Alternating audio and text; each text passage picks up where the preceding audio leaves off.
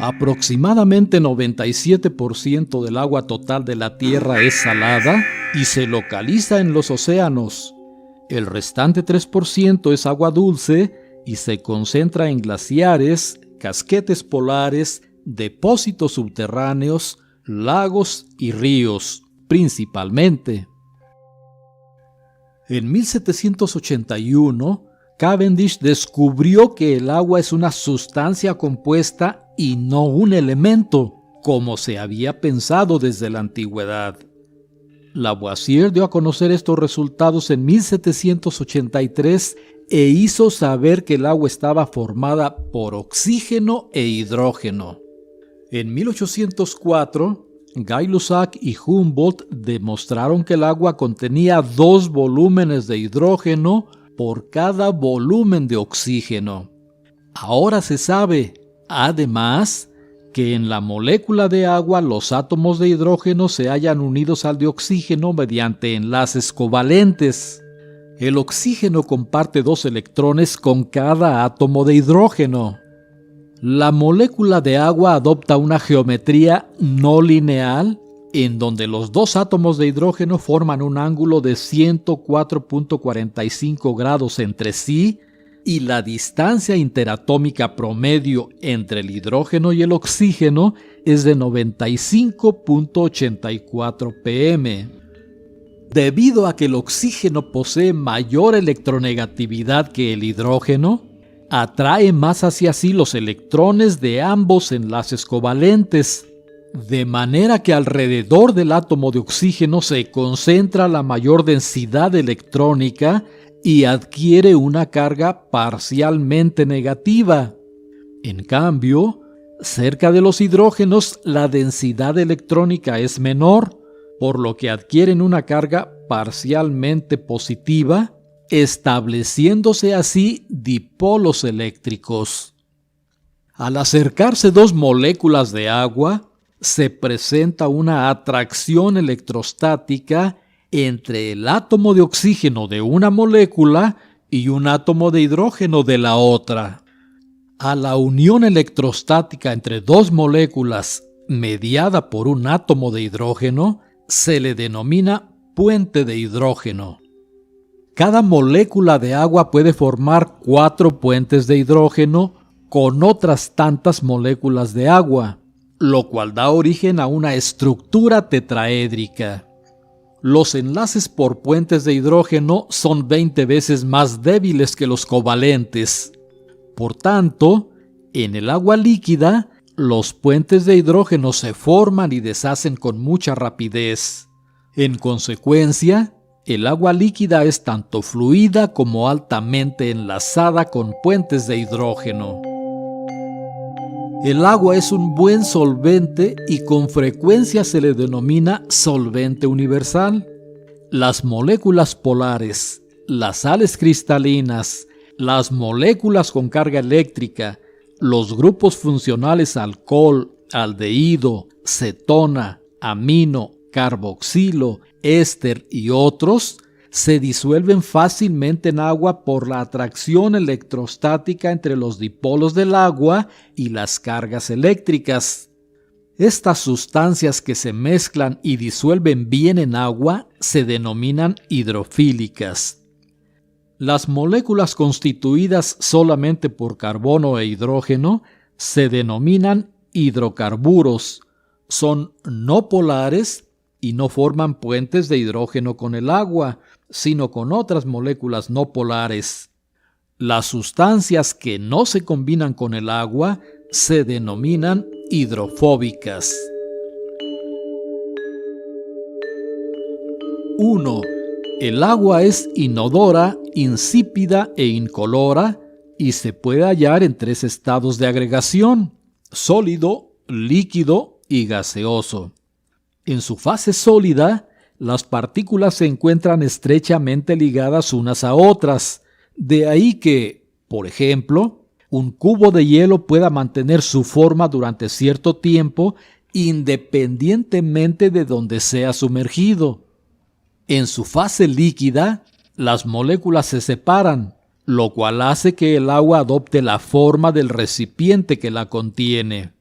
En su fase gaseosa, las moléculas se encuentran totalmente separadas y desordenadas, lo que origina que el agua se convierta en gas o vapor de agua. 2. Marcadores de temperatura estables. El agua alcanza su punto de congelación a los 0 grados Celsius y su punto de ebullición a los 100 grados.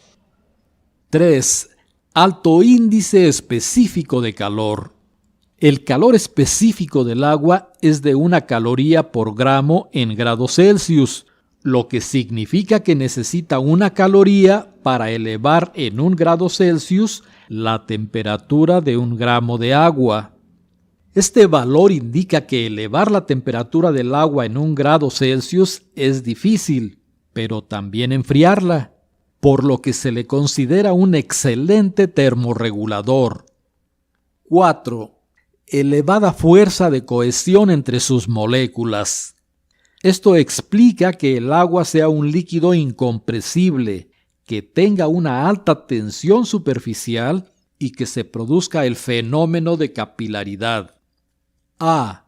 El agua es prácticamente incompresible, es decir, la cantidad de volumen y la cantidad de masa permanecen virtualmente iguales aún bajo presión. B.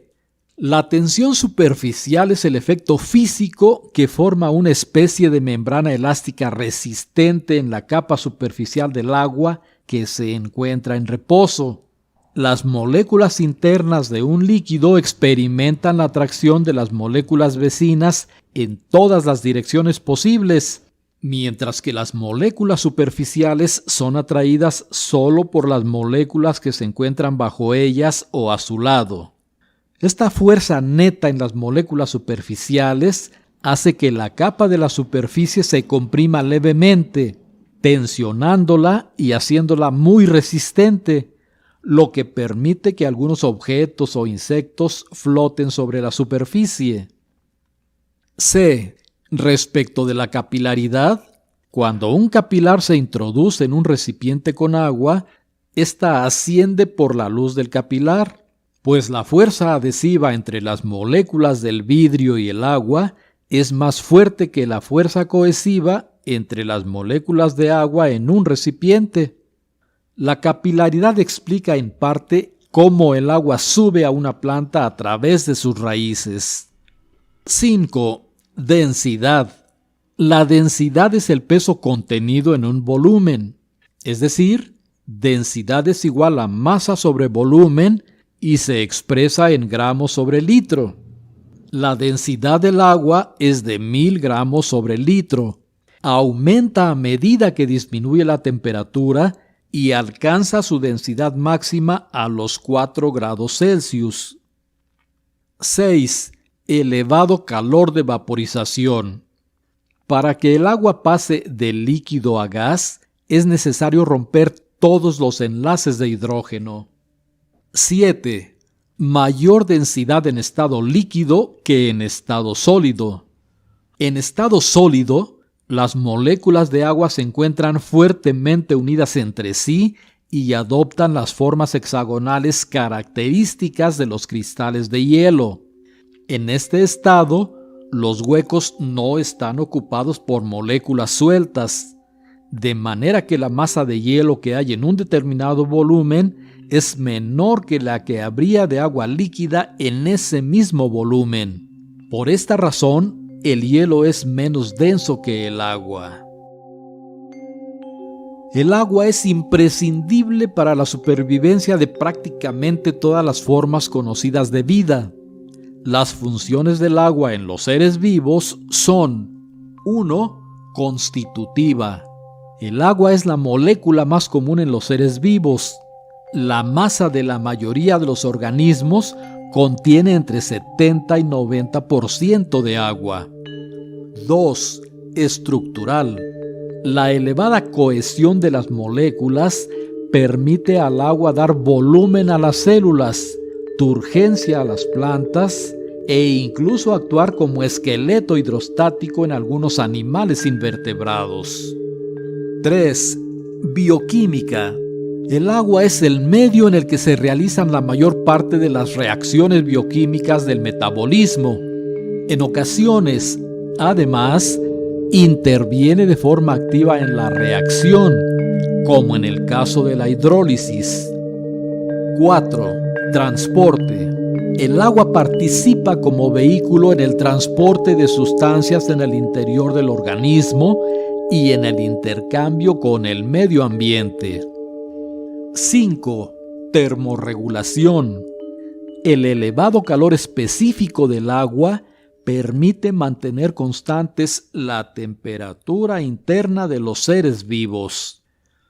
6. Disolvente biológico.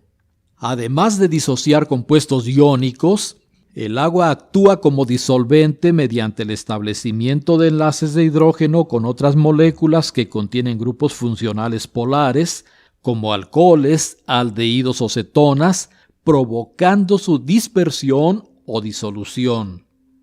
7. Hábitat. El agua es el hábitat de muchas especies. Y 8. Función mecánica amortiguadora. El ser un líquido incompresible permite al agua ejercer esta función en las articulaciones de los animales vertebrados, lo que evita el contacto entre los huesos.